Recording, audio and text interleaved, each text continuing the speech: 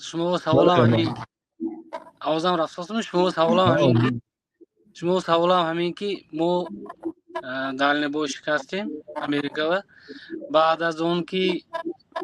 خفتن خوندیم تراویح را چه خونیم چند رکعت خونیم و می شود که در رول به براسلگی و خونیم می شود خب یعنی که شما مسجد به نمیرید تراویح به؟ ما یک بریم 2 هفته 3 هفته 4 هفته نیستیم رول بای به رئیس به. خیر یعنی آدمی که به مسجد نمیرد این آدم خواند یک وقتی وقتا مثلا یک سینکو می استید تو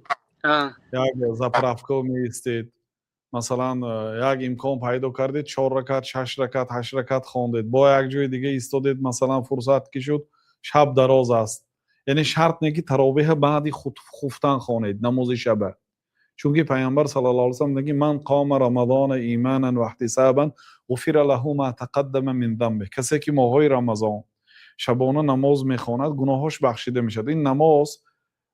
اگر تراویح برودم چه خیلی که دین گفتیم همین حدیث به داخل میشد یعنی کسانی که تراویح در مسجد میخونن به همین حدیث شامل میشد که گناهاش بخشیده میشد فضیلت شبهای رمضان نماز خواندگی میگیرد این چون این فضیلت نماز جماعت همین قدرش با بهتر است که من صلى مع الامام حتی ینصرف پیامبر صلی الله علیه و سلم کسی که همراه امامش نماز خواند تا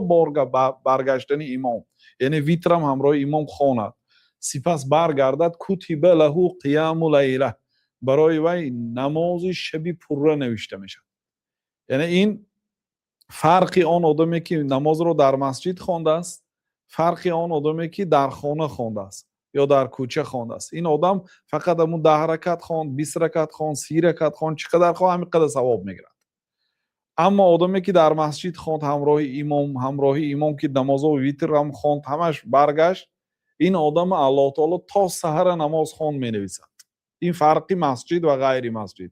این یکم مسئله دوم مسئله من آدمی که شما برین در کار هست کاری شبانه هست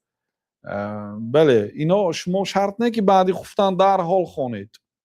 میتونید مثلا ساعت 11 شب فرصت شد برای یک استراحت ایستادید قضای حاجت رفتید همونجا میتونید جای نماز پفته خوانید در پیش ماشینتان یا در داخل ماشینتان اگر جا باشد یا مثلا میتونید ساعت 3 سحر 4 سحر حالی بامداد نشده باشد مقصد همین قدر وقت برای نماز شب هست لیکن در سر رول نه نخوانید در سر رول به هر حال این عمل دارد یعنی رول میخپید نگاه میکنید اگرچه مثلا در حالتهای ضرورت گفتیان بعضی علما یعنی در سر رول نماز خوانه ممکنه خاصتا اگر یعنی راننده شما نباشید و شما عوض کننده راننده باشید به مشکلی میتونید نمازهای سنت نافله تراویح ویتر غیری فرض همش نشسته خوانیده میشه لیکن اگه در سری چنبرک این ضرورت نه بهترش به راه اهمیت دید